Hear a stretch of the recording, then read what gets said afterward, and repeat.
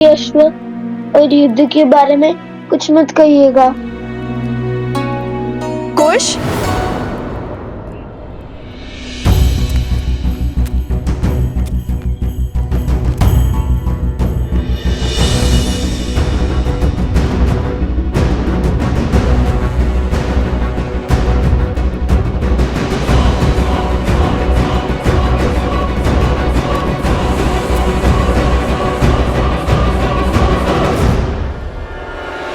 कुश, बोलो।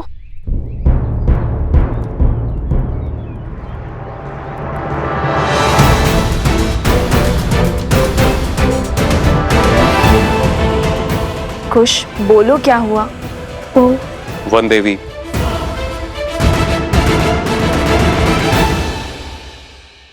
हम भगवान वाल्मीकि जी के चित्रकूट से लौटने की चर्चा कर रहे थे।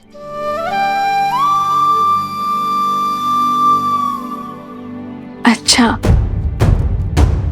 गुरुवर से मिलने की अभिलाषा तो मेरी भी थी, किंतु आप लौट आए, ये भी संतोष का विषय है।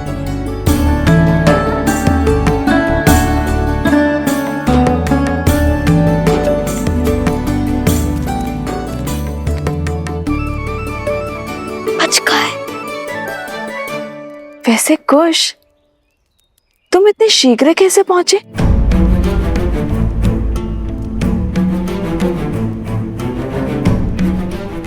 वो आपके प्रतापी पुत्र ने क्षण भर में ही वृक्ष हटा दिया था और पेड़ को भी शांत कर दिया था।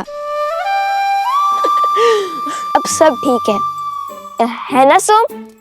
हाँ, बिल्कुल है ना गुरु? हाँ, कुश ने यूं हल कर दिया हर संकट को। अच्छा, तो हम यूं ही इतने लंबे मार्ग से आए। मार्ग लंबा हो या छोटा, थकाता तो है ही माता। चलिए ना, बहुत भूख लगी है, चलिए ना, कुछ खिलाइए ना। हाँ, भूख तो मुझे भी लगी है, चलिए ना। चलो।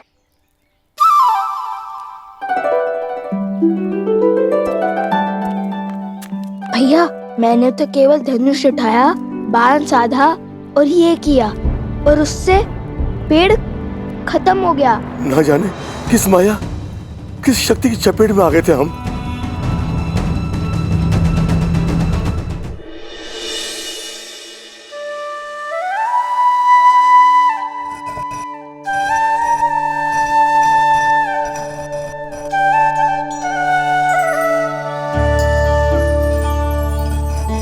आश्रम वासियों से वचन तो ले लिया कि गुरुवर के आने तक कोई भी माता को सत्य नहीं बताएगा, किंतु अभी भी समस्या है। हनुमान जी का क्या करेंगे?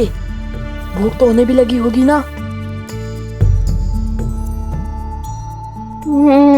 क्या सुगंध है, आज तो आनंद आ जाएगा।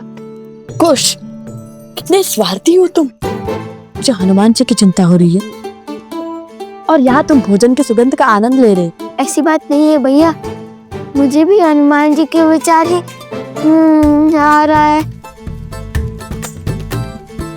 भैया, ये सुगंध तो सोचने की क्षमता का मार्ग था। ऐसा चलिए।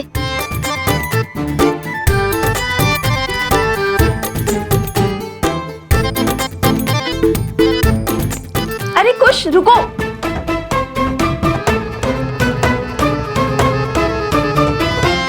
माता, और रुकने के लिए मत कहिए, बहुत भूख लगी है।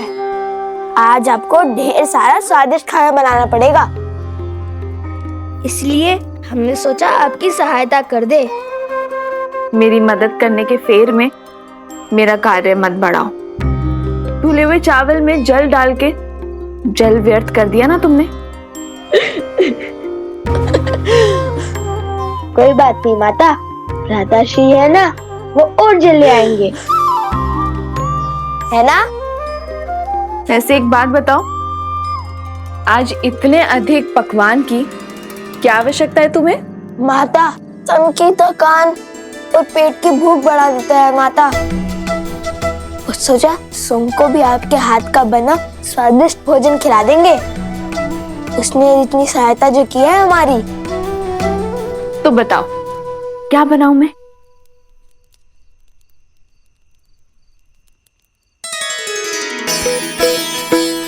माता, मुझे तो अनेक वस्तुएं प्रिय हैं, जैसे कि खीर, मालपुआ, दही, मक्खन, केले, लड्डू। हाँ माता, जैसे खीर। मालपुआ मालपुआ। अत्यधिक परिश्रम तो किए तुम दोनों ने, तो उसके लिए 2 गुना फल तो मिलना ही चाहिए। मैं दोनों बनाती हूँ।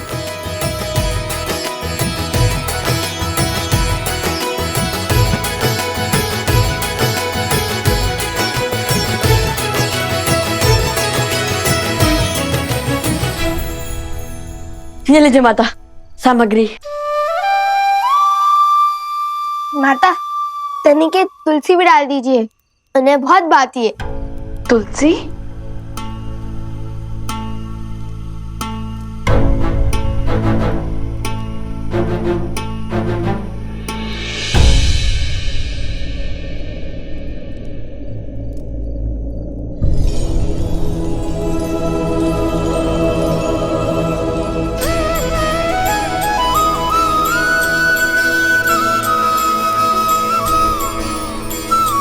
ठीक है, डाल दूंगी।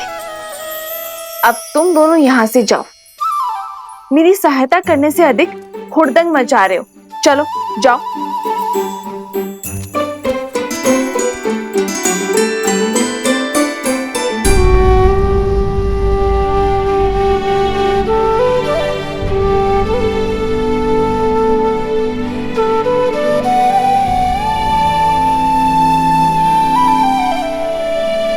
मुझे क्षमा कर दो लक्ष्मण, मैंने तुम्हें रोककर अनर्थ कर दिया। मेरे मन में पहले करुणा थी, किंतु अब मेरे मन में प्रतिशोध है। भैया की आज्ञा से उन दोनों बालकों को दंडित करूंगा मैं।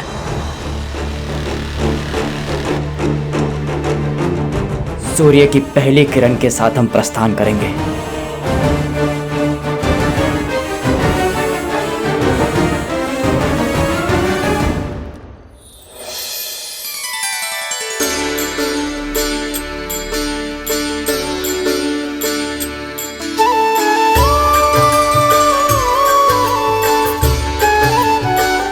भोजन माता ने बनाया है।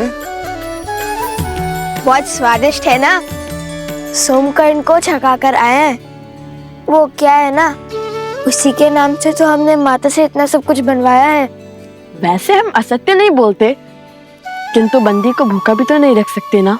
कोटि कोटि धन्यवाद, किंतु एक दुविधा है, इसे मैं खाऊंगा कैसे?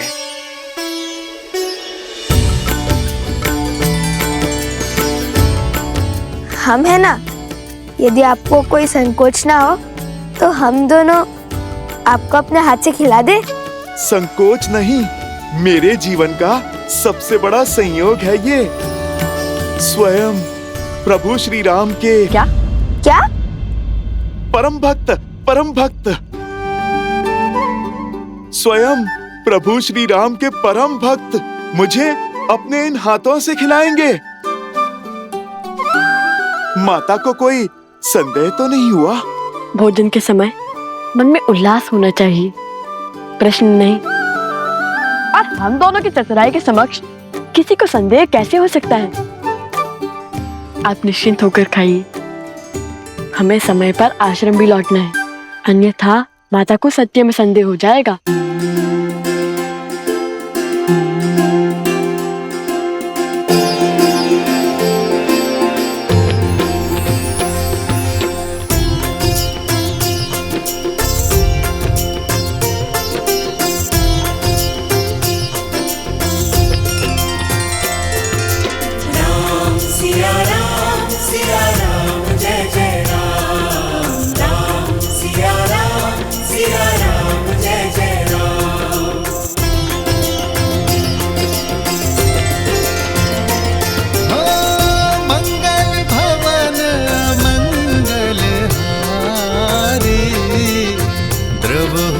दशरथ अजर बिहारी।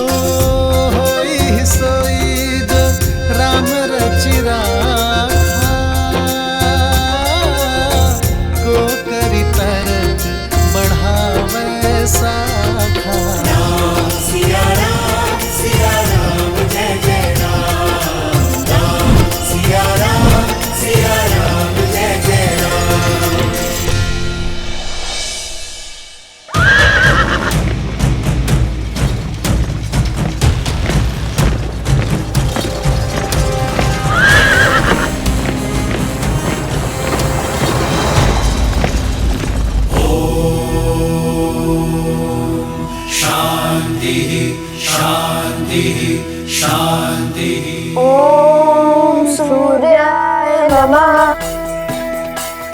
हे माता तमसा, सदा की भांति आज भी हम वन देवी के पुत्रों की रक्षा करना।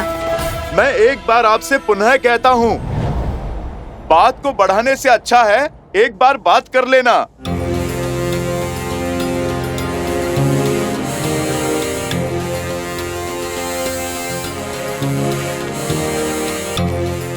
बातचीत से हर समस्या का समाधान संभव है। लक्ष्मण भैया के घाव मेरे प्रभु को पीड़ा दे रहे होंगे। यदि वो यहाँ पधारे और आप दोनों के कारण उन्हें कुछ हुआ तो स्मरण रहे, आप ना भगवान का क्रोध झेल पाएंगे और ना ही इस भक्त का।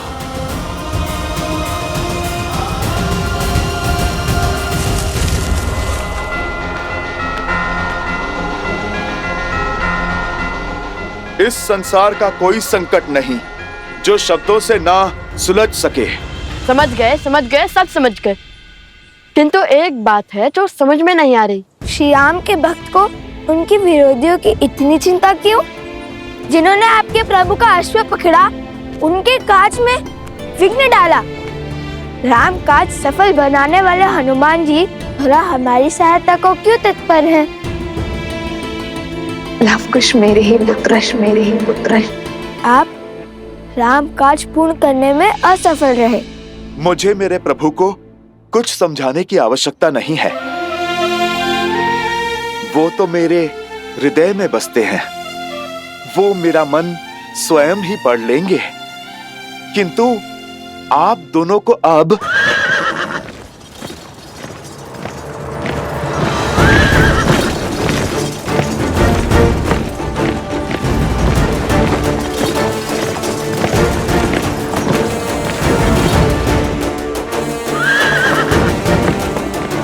भरत भैया,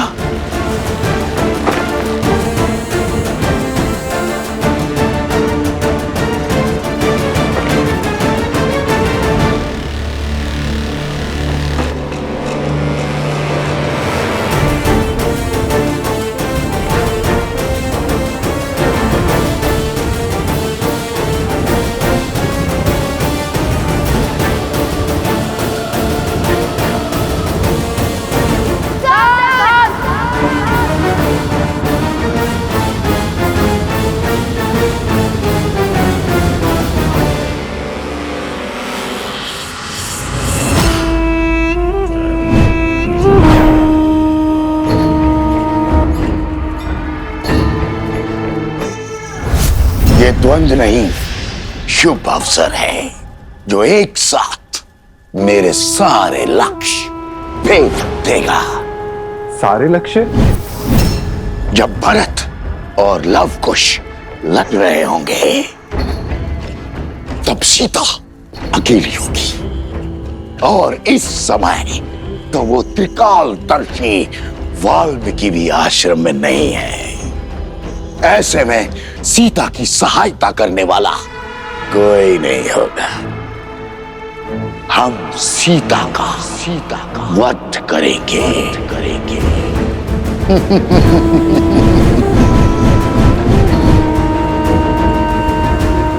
और जैसे सीता देह त्यागेगी, सब कुछ समाप्त हो जाएगा और लवकुश अपनी सुध खो बैठेंगे।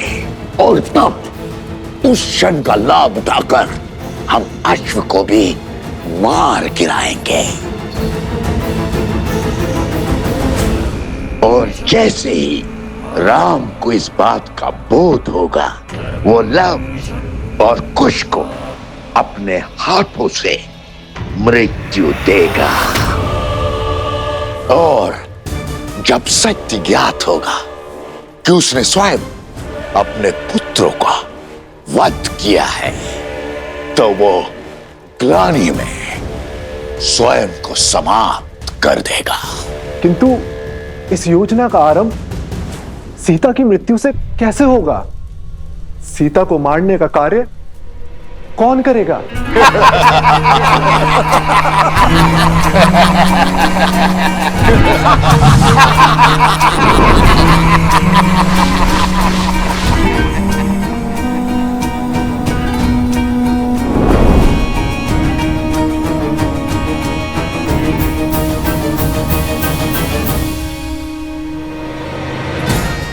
ये है वो शक्ति जो सीता की श्वास छीनेगी।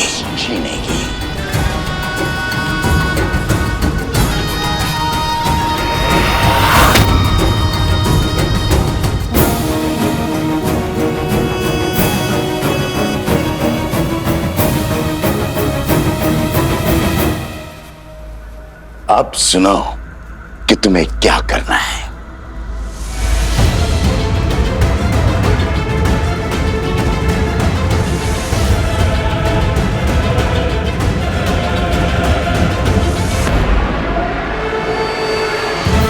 अब सीता का बचना असंभव है। मेरा मन जानता है कि कल मुझ पर प्रहार करने वाला असुर साधारण नहीं थे, किंतु मुझे मारने की योजना कौन बना रहा है? मेरी मृत्यु से किसका लाभ होगा? अरे मेरी अंतिम श्वास में किसका हित छुपा है? ओ गुरुदेव, अनर्थ हो गया गुरुदेव। गुरुदेव,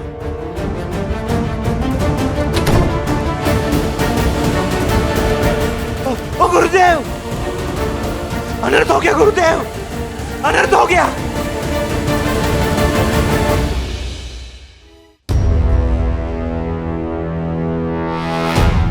हनुमान जी, मैं मान ही नहीं सकता कि संसार का कोई भी बल आपको बांध सकता है, परंतु आप इस अवस्था में, अर्थात आप इन दोनों बालकों की मीठी बातों में आ गए। इन्हें बालक समझकर इनके हट के आगे बंद जाने की भूल जो आपने की है, वो मैं नहीं करूंगा। लक्ष्मण, शत्रुघ्न और हमारी सेना की जो इन्होंने दुर्दशा की है, उसके लिए मैं इन्हें दंड अवश्य दूंगा। और दंड यदि श्वास हरण का हो तो भी उसकी आज्ञा मुझे महाराज श्री राम ने दी है, क्योंकि इन दोनों बालकों का अपराध क्षमा योग्य तो नहीं। बालकों, धर्म की मर्यादा रखना रघुकुल का दायित्व रहा, इसलिए मैं तुम्हें एक अवसर देता हूं कि चुपचाप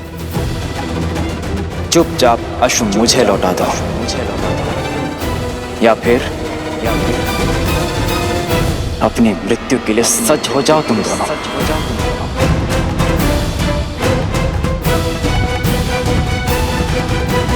अच्छा हुआ कि आप हमें बालक नहीं योद्धा समझते हैं, क्योंकि अबोध बालक ना तो प्रभु श्री राम से प्रश्न पूछने का साहस रखते हैं और ना ही सामर्थ्य। पर हमारे साहस ने ही हमें सामर्थ्य दिया है। श्री राम को हमारे प्रश्नों के उत्तर देने के लिए यहाँ आना होगा।